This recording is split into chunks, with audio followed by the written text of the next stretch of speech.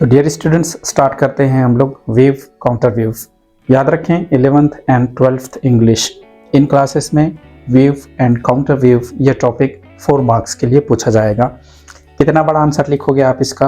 Around 12 to 15 lines, 12 से 15 lines के आसपास आपने लिखना है।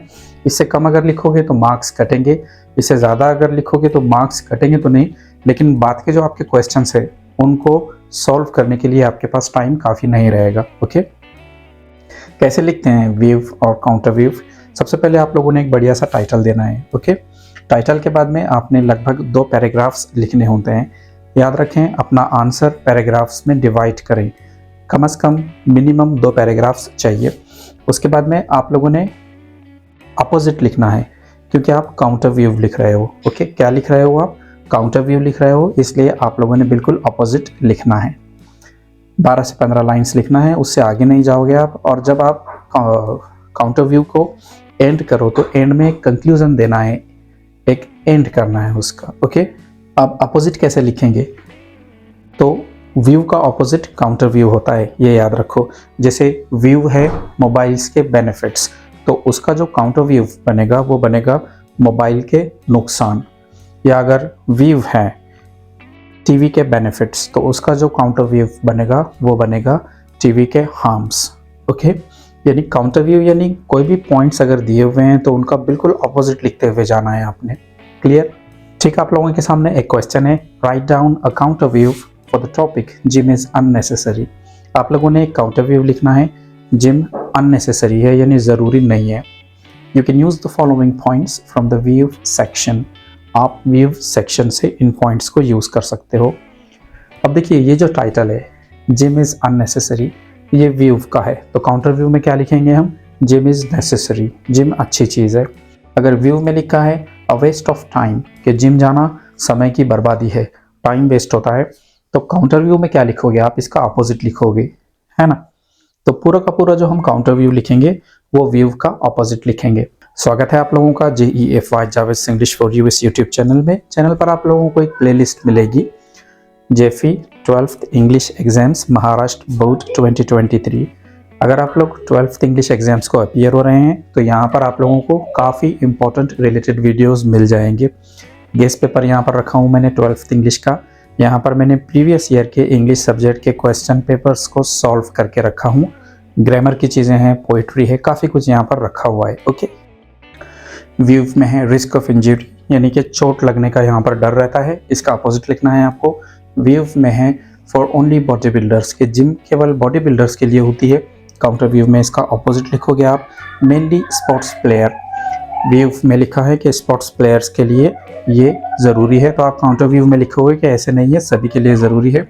ऑन क्विटिंग बॉडी पेन्स, अगर व्यू सेक्शन में लिखा है कि जिम छोड़ने पर बॉडी पेन करती है, तो काउंटर व्यू में इसका अपोजिट लिखोगे आप कि ऐसे कुछ भी नहीं है। इंपॉर्टेंस ऑफ जिम, देखिए काउंटर व्यू में एक्जैक्टली अपोजिट टाइटल दिया है हम लोगों ने। व्यू में था जिम ज़रूरी नहीं है, तो यहाँ पे लिखा हमने जिम के फ़ायदे बेनिफिट। टाइटल पेज के सेंटर में लिखना है, उसे अंडरलाइन करना है। ओके, स्टार्ट में इंट्रोडक्शन में लिखा है हम लोगों ने, there are a lot of blessings given by God, के ऊपर वाले ने कई सारी ब्लेसिंग्स हमें दी हैं। And one of such blessings is our health, और एक ब्लेसिंग जो है हमारी हेल्थ है। ओके, इस तरह का इंट्रोडक्शन। जिम के बारे में अगर हम लोग लिख रहे हैं तो स्टार्ट हमने हेल्थ से की है। आगे लिखा हम लोगों ने, it is our responsibility to take good care of our health, हमारी रिस्पॉन्सिबिलिटी है कि हम अपनी हेल्थ का अच्छे से टेक केयर करें। ओके, आगे लिखा हम लोगों ने, इन माई आइज़, यानी मेरी नज़रों में, मेरे हिसाब से, what good way can there be, और क्या अच्छा रास्ता हो सकता है, other than going gym and eating healthy, अपनी हेल्थ का टेक केयर करने का इससे अच्छा और क्या मतलब रास्ता होगा कि आप जिम जाओ, आप अच्छे खाने खाओ, हेल्थी खाने खाओ। Many think that gym is a waste of time, कई लोगों को लगता है कि जिम जाना एक समय की बर्बादी है। It is not, ऐसे नहीं है। देखिए, यहाँ पर अपनी बात को फोकस करने के लिए, पॉइंट आउट करने के लिए हमने इसे कैपिटल्स में लिखा है। कभी कभार काउंटर व्यू में आप इस तरह से कर सकते हो, या अगर कोई बात पर आपको ज़्यादा फोकस करना है तो आप उसे अंडरलाइन कर सकते हो। आगे हम लोगों ने लिखा, going gym improves our health, so how can that be a waste of time. यहाँ पर हम लोगों ने क्वेश्चन किया है कि अगर जिम जाने से हमारी हेल्थ बनती है तो फिर ये वेस्ट ऑफ टाइम कैसे हो गया। ठीक है, इस तरह से आप लोग क्वेश्चन भी कर सकते हो। आप लोग देख सकते हैं कि हम लोगों ने इसे पैराग्राफ में डिवाइड किया है। यहाँ पे फर्स्ट पैरा हमारा कंप्लीट हुआ था और यहाँ से हमने सेकंड पैरा को स्टार्ट किया है। अब वेस्ट ऑफ टाइम इस पर लिखा हम लोगों ने कि वेस्ट तो बिल्कुल नहीं है जिम जाने से हमारा जो टाइम है। तो अगला पॉइंट है रिस्क ऑफ इंजरी। अगर व्यू सेक्शन में लिखा है कि इसमें इंजरी है तो काउंटर व्यू में हम लिखेंगे कि ऐसे कुछ नहीं है। Some think that there is risk of injury in gym. कुछ लोगों को लगता है कि जिम जाना इसमें रिस्क छुपा है इंजरी का, आपको चोट लग सकती है। आगे लिखा हम लोगों ने but once you get sufficient knowledge of how to do. लेकिन एक बार आपको काफ़ी अगर मालूमात हो जाए कि जिम कैसे करनी है एंड व्हाट टू डू, और जिम में एक्चुअल में करना क्या है, there is no risk of injury, तो इसमें इंजरी का कोई रिस्क नहीं है। ये देखिए व्यू सेक्शन में पॉइंट था रिस्क ऑफ इंजरी, तो इसका अपोजिट लिखा हमने काउंटर व्यू में। अगला पॉइंट है फॉर ओनली बॉडी बिल्डर्स, कि जिम जाना सिर्फ बॉडी बिल्डर्स के लिए है। अब अगर व्यू में ये पॉइंट है तो काउंटर व्यू में इसका अपोजिट लिखते हैं हम लोग। हमने लिखा then there is this misconception, कि फिर एक गलत फहमी है लोगों में, एक गलत सोच है, that gym is only for body builders, कि जिम सिर्फ बॉडी बिल्डर्स के लिए है। Well I do agree that body builders do need it more than us.